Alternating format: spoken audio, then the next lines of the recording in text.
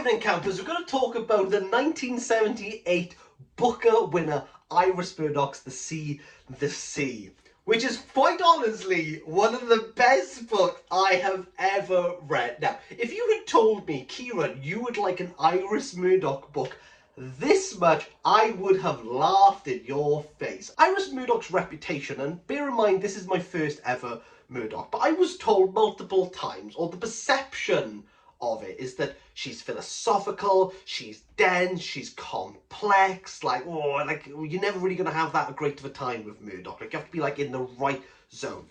The Sea is funny. Can we just kickstart this off? This is one of the funniest novels I have ever. This book is funny. Give Iris Murdoch Comedian of the Year 1978, because I can't tell you how absolutely wonderfully delirious the ensemble of this book is. To give you the elevator pitch of The Sea, it's literary MTV's X on the Beach. Yes, people, you heard me right. MTV's X on the Beach is basically what this book is. If you don't know what MTV X on the Beach is, basically there are a lot of people who are on a dating show on a beach, and then their ex comes up from the beach and the person goes, "Oh no, it's my ex and I'm currently trying to date this person," because this book revolves around Charles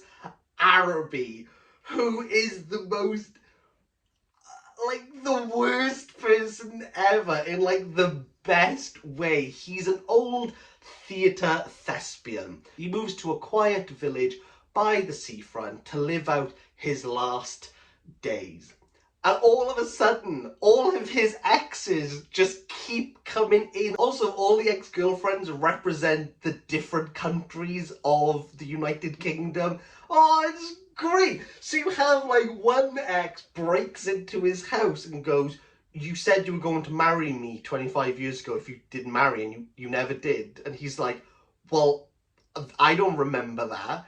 And she's there going, "Well, I do." And then she nicks his car, nearly runs over someone else, but that person who she nearly runs over is one of his exes, and he's like, "Oh my god, she's there, because she loves me, oh, I'll try and date her," which ends up in the most madcap, I can't describe it. There's absolutely the most confusing, bemusing kidnap scene you've ever come across, as Charles Araby takes this woman, puts her in a house, but his henchmen are also 60-year-old thespians, and one of them's like, "But I want to go to the pub, I want to have a pint."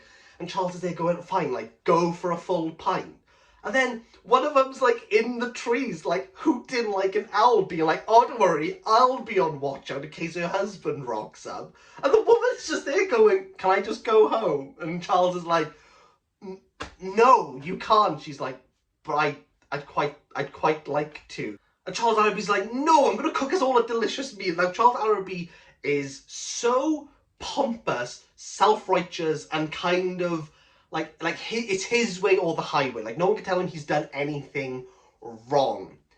Feels as though he's the greatest chef in the world, but his recipes are brilliant. I think my standard one is poached eggs in scrambled eggs, and there's a little bit of me that wants to try that. The guy can't cook, and all his recipes are in here, what he decides to eat, and oh my god, you're just there going, "Charles, what are you doing? Just stop making stuff up." However, I do completely agree that people shouldn't eat oranges in public and should be done from the solidarity of their own home. Yes, Charles Araby. I hate people trying to eat big chunks of orange and all the juice splatters down them. I'm all up for Charles Araby's School of Cooking if that's one of the main principles. Oh, also, furthermore, within this kidnapping, the son is there. But Charles Araby hasn't kidnapped the son. The son's brought it in. He's like, "Yeah, let's kidnap my mum. We can move to the south of France." And Charles Araby's going, "Yay, let's go and do that for because I only met you half hour ago." Because there's a subplot going on of is he actually adopted, even though the mum gives this like really like it's clearly not sort of narrative, and is it actually Charles Araby's son because they were in a sexual relationship? From what I've told you, you might think, oh, spoilers, spoilers. No, Kira, what have you done? Like, I want to read it myself. Why are you telling? This isn't even like the climax of the book. This is like quarter of the way through, and in a 600-page novel, there's just so much in this, and you feel as though the climax is the point where, okay, now we're going to have some resolution. And Murdoch does just keep raising it. She goes, no, no, no, like, we haven't reached it yet. And you're just there going, how? Like, how are you still pushing this story to a point of, like where else are we going to go? Even there's a death of a character, and that's not the climax. Like, when we were still at the summit, and Murdoch's like, hold up, guys, like, we're gonna keep climbing, and you're just there, just, like, moving through, like, giggling, as these insane characters, these characters who don't even feel real at some point, but they have like these little quirks. Like one of the characters, Peregrine, anytime anyone mentions his name Peregrine, he has to go, please just call me Perry, and no one does. Every time he's reintroduced, they go, hi Peregrine, and he has to go, no, it's Perry. And with each time you feel like the vein in his head just being like, why can no one remember this? And there's definitely a thought within Charles Araby that because he's an actor, things have to play out as they naturally would. But this isn't the stage. People aren't stock characters, and Araby has to have the realization, and where that is within this book, I ain't going to tell you.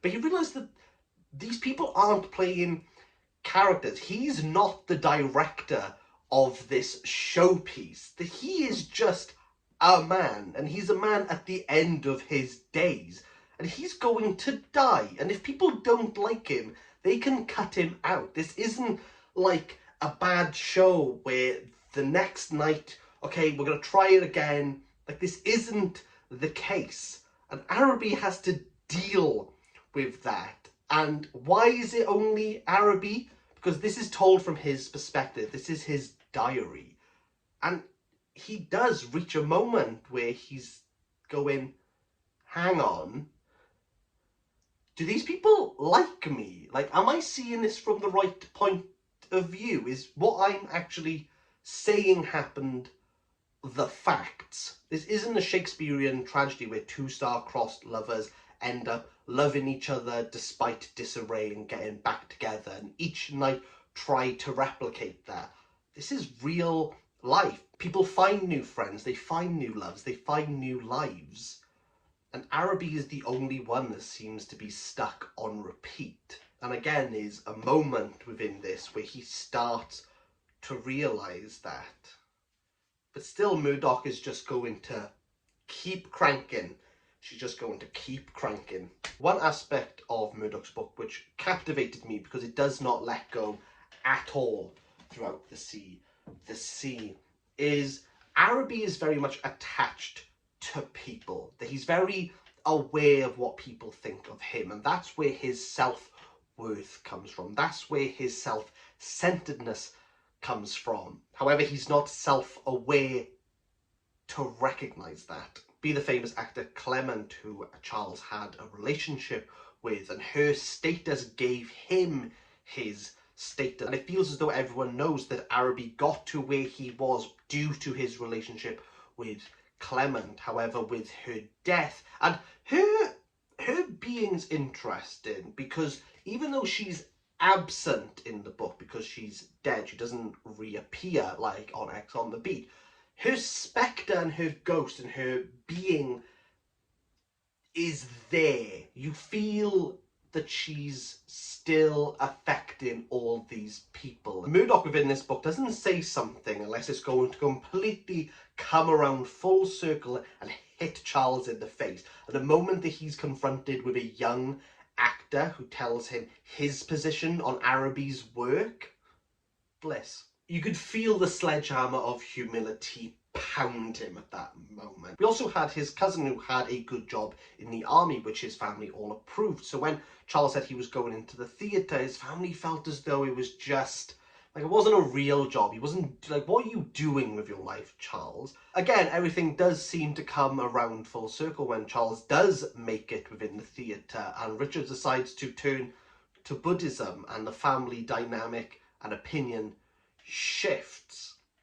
But again, Murdoch won't let you do that unless it comes back around and hits you with the face. And what happens with Richard and how Charles has to deal with that. Again, you can feel the sledgehammer of humility pound down again. Everything is so finely tuned within this novel, and there's never a moment where you feel that something's being given to you as a red herring. Everything does have its place and everything is explained. But the sea is just this beautiful image, because if you get caught within the sea, yes, there's panic, yes, there's danger, but with each wave that rises, like, how far are you going to crash down? And if you do crash down, when's the next wave going to bring you back to that point? Don't think for the moment that because Charles Araby is the main protagonist and this is told from his perspective, that he's the only one caught within the waves. He's brought out his ensemble and his cast are there like the end of a curtain call, holding hands, bowing out to it. And we just have to see who's going to get brought onto shore alive, maimed, unscathed, or dead. The sea, I wasn't expecting it. That's a solid 9. That's a solid 9. And I honestly go and buy it. Go and buy it because it's one of the best things I've read.